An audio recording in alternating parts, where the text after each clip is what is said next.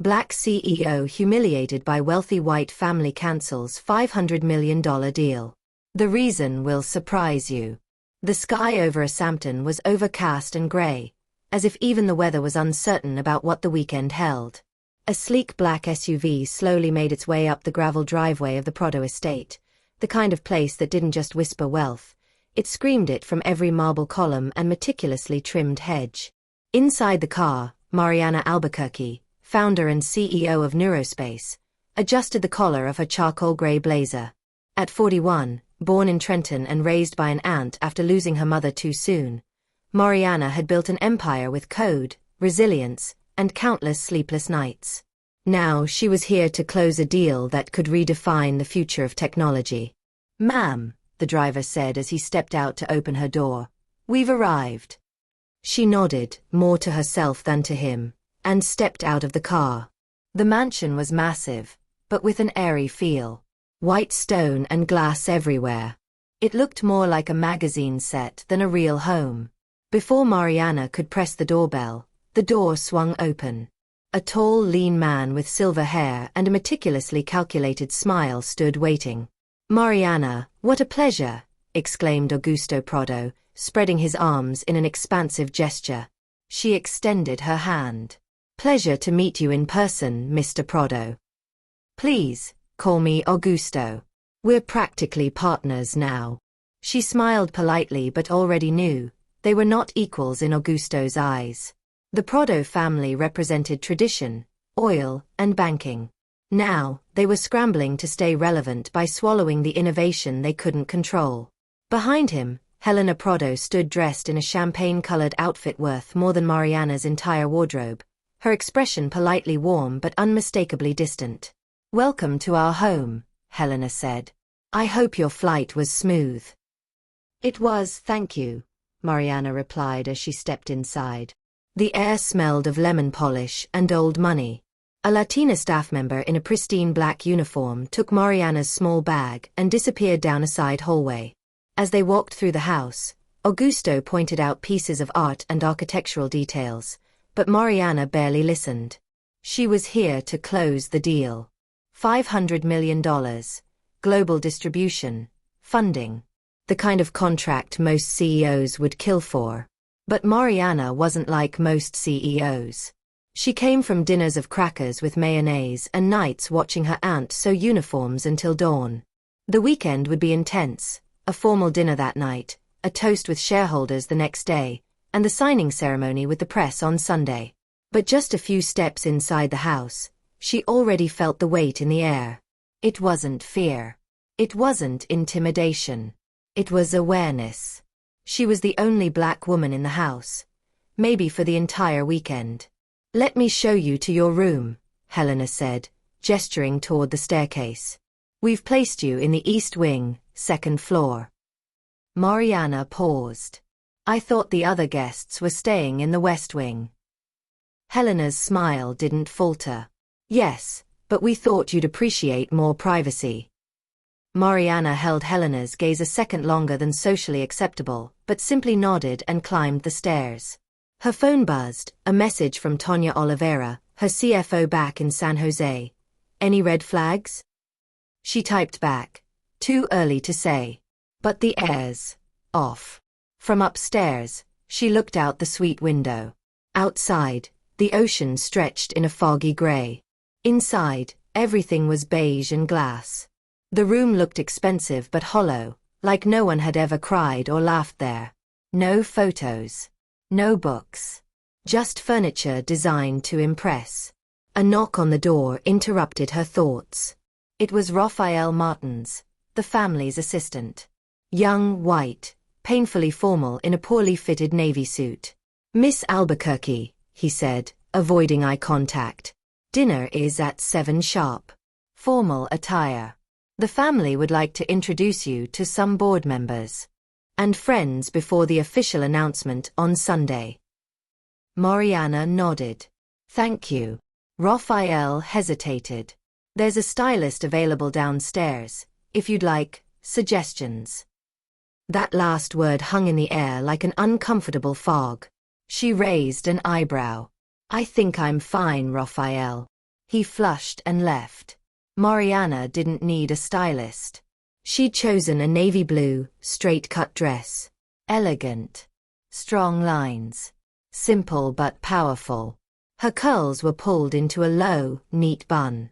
Small gold earrings. Everything intentional. Always. She stood, checked her reflection. Adjusted her watch. Not for them, for her. Downstairs, the Prado mansion shifted from sterile calm to a subtle buzz. Champagne being poured, whispered greetings, the soft rustle of expensive fabrics. Mariana stepped out of her room, crossing paths with another guest exiting his suite. An older man, tall, wearing a tuxedo paired with designer sneakers. He glanced at her up and down with a neutral expression. "Good evening," he said in a thick Boston old money accent. "Good evening," Mariana replied. They descended in silence. The dining hall was massive, with nearly 14-foot ceilings, soft candlelight, and an unreal ocean view. A giant mahogany table was set for at least 20. At the head, Augusto Prado already held a glass of whiskey. Helena stood by the fireplace, laughing politely with an older couple, matching navy blazers and pearl necklaces. Mariana scanned the room. No place cards. Augusto noticed her and stood with theatrical flourish. "Our guest of honor," he said, arms wide. "Everyone, this is the brilliant Mariana Albuquerque, founder, innovator, the future of technology." Polite applause followed. A couple of tight smiles. Some stiff nods. Helena appeared at her side. "Come, dear. Let's find you a good seat." But instead of leading her to the head of the table, where decisions were made, Helena guided her to the middle. Not the worst seat, but far from where the power sat. Mariana sat. Her eyes naturally drifted toward the head. The seating pattern was clear. Men in suits, wives in pearls, board members, Augusto's sons laughing among the guests. A waiter approached, poured her wine without a word. Mariana didn't touch it. Across the table, a man in his 30s, tan skin, slicked back hair, leaned in. "So you're the brain Augusto flew in," he said, smirking. Mariana looked at him. "Brain is a bit much, but yes, I'm the CEO of Neurospace." "Neurospace, right?" he said, pretending to recall. "That AI thing, thinking machines and whatnot?" She kept her face neutral. "We build autonomous decision systems for defense, healthcare, and finance." He blinked. "Oh." The woman next to him chuckled. "We thought you worked in media.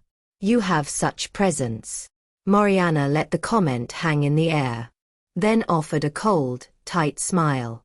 "I'm sure you meant that as a compliment." "Of course," the woman said, sipping her wine, already looking away. But Mariana knew, this wasn't about business. It was about reminding her where they thought she belonged. Cutlery clinked. Glasses chimed. Laughter floated from the front of the table where Augusto commanded attention with stories about oil deals and private jets. The men around him laughed as if they owned the world, which, in many ways, they did. Mariana sat among strangers, treating her like a curiosity. "So, Mariana," asked an older woman across the table, eyes narrowed like she was decoding Mariana's very face. "Where did you say you studied?" "Stanford." "Stanford," Mariana replied calmly. "How lovely," the woman said, genuinely surprised. "Well done. Thank you." Next to her, a man with a square jaw and loosened tie leaned in. "You know, I told Augusto I liked this move. You know, adding a little color to the portfolio. Very modern. Very smart." Mariana stared at him. "We are not paint samples. And Neurospace isn't a diversity hire." He laughed, either pretending not to hear or simply not caring. "No, of course, I didn't. Mean, it's just, optics. Very next gen." The woman beside him let out a nervous giggle and whispered something in his ear. He shrugged and drank more wine. Mariana raised her water glass. Her hands were steady. Her mind was on high alert. She'd been in rooms like this before. Maybe not this mansion. Not this family. But these kinds of tables. These smiles. These sugar-coated words sharp as barbed wire. Across the room, she noticed Gustavo Prado, Augusto's middle son, chatting with two investment bros near the bar. Hair slicked back. Shirt unbuttoned just enough to signal he didn't follow rules. He saw her, smirked, and winked. Mariana looked away. Helena tapped her glass twice with a dessert fork. "Everyone," she said, wearing that charity event host smile. "I just want to thank you all for being here tonight. This weekend is a celebration. A fusion of minds and missions. Neurospace, under Miss Albuquerque's extraordinary leadership, has changed how we think about technology." Polite applause. A cough. A few head nods. Helena continued, "It's rare to find innovation with so much heart. Mariana's journey is one of determination, intelligence, and, most importantly, courage." Mariana clenched her jaw. Courage. As if she had survived tragedy, rather than built a billion-dollar company. Helena raised her glass. "To the bold futures." Everyone echoed in unison, "To the bold futures." Mariana raised her glass. Silent. Gustavo Prado crossed the room toward her section of the table, laughing too loudly at his own joke. He slid into the seat beside her, uninvited. "Mariana, right?" he said, pouring more wine. "Heard a lot about you. Big things. Big company. Big leap." "That's me," Mariana replied, eyes on her plate. He leaned closer. "Between us, my dad's impressed. But he's got one concern, you know, temperament." She turned her head slowly. "Temperament? Yeah, you know how it is. Founders like you, passionate, ambitious. But passion sometimes turns into, how do I say, volatility." He smiled like they shared a secret. "And let's be honest, a $500 million deal needs stability." Mariana held his gaze. "Tell me something, Gustavo. If I were a 45-year-old white man in a Patagonia fleece and all birds, would you still be worried about my temperament?"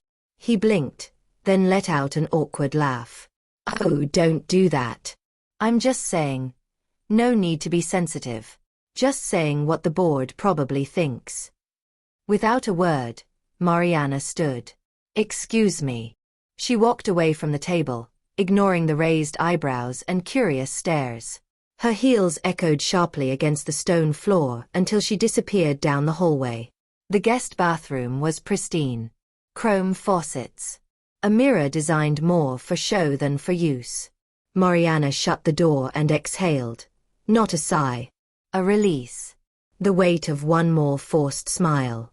She didn't cry.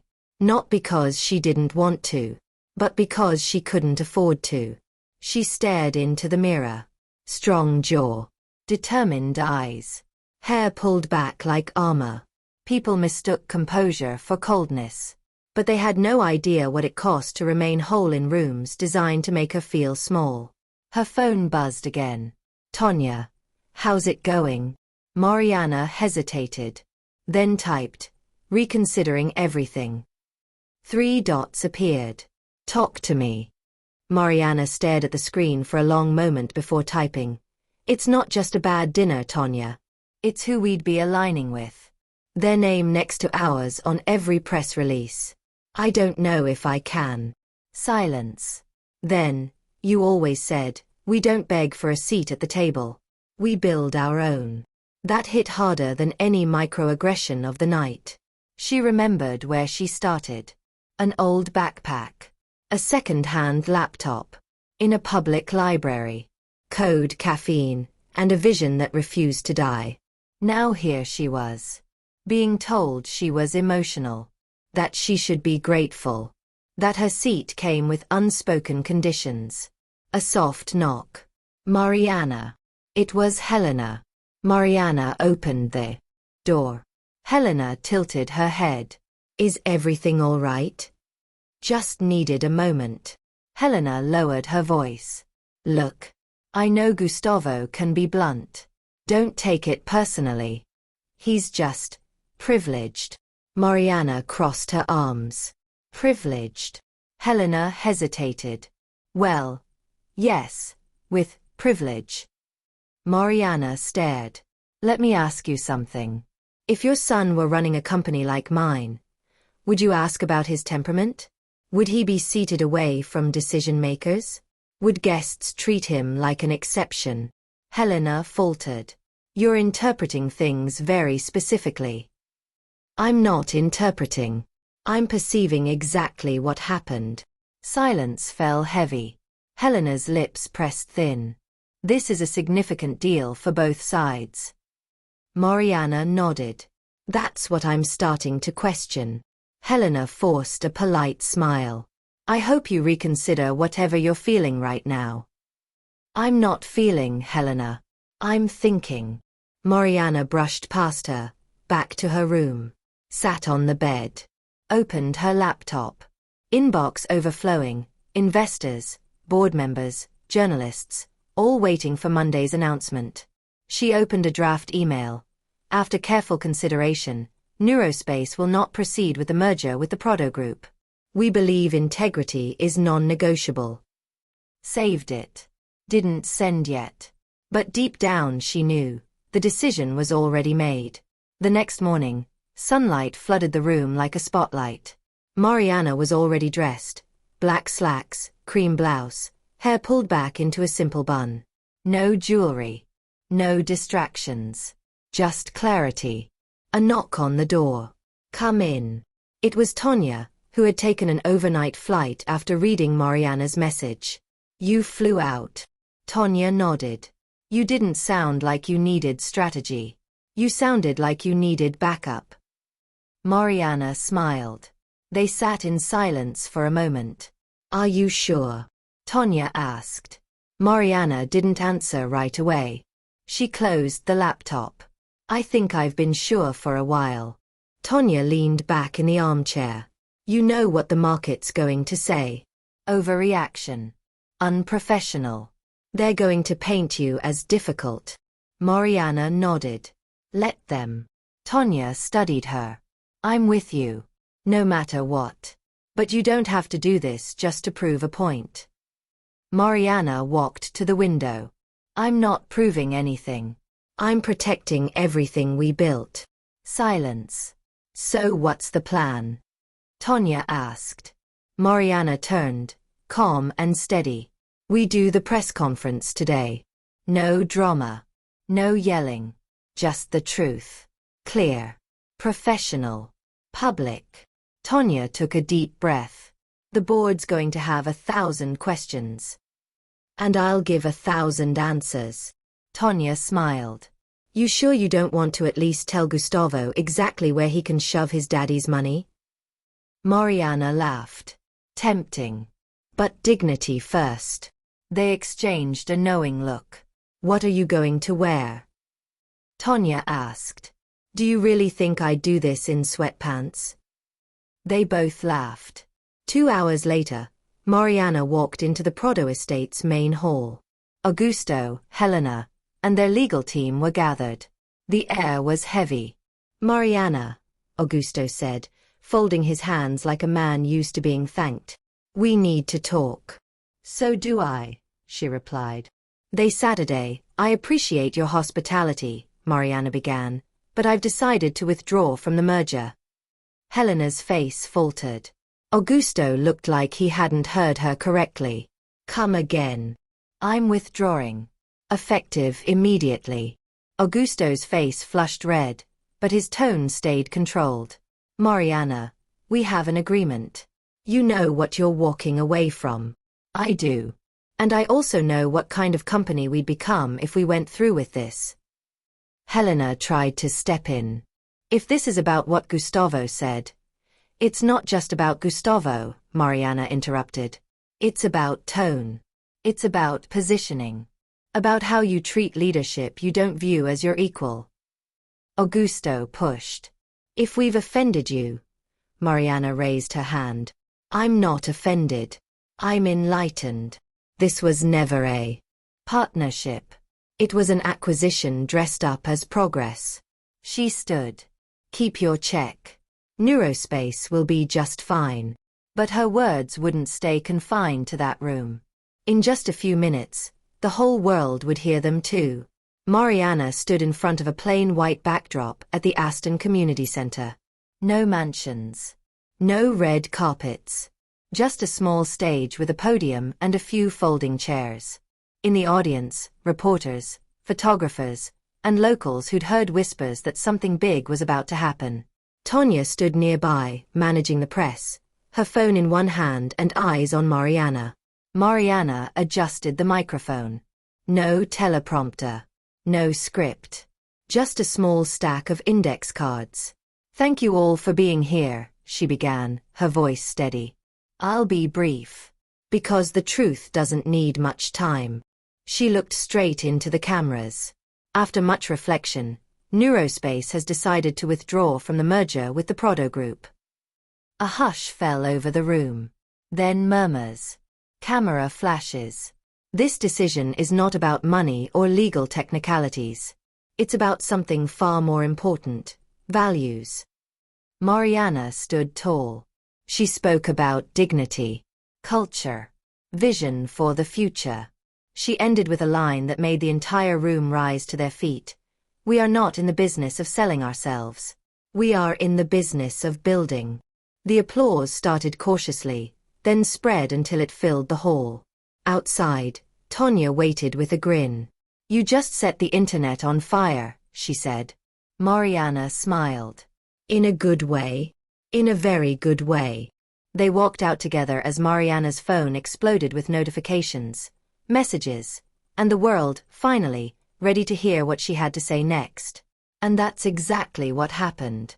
By early Sunday afternoon, while the Prados were still sipping champagne in their garden, prematurely celebrating, Mariana and Tonya quietly scheduled an online press conference from their hotel. Mariana appeared on screen alone, the Neurospace logo behind her. Her voice calm, but firm. The Neurospace was built on 3 pillars: innovation, impact, and integrity. After a weekend of conversations and careful observation, it became clear that the proposed partnership with the Prado Group does not align with those values.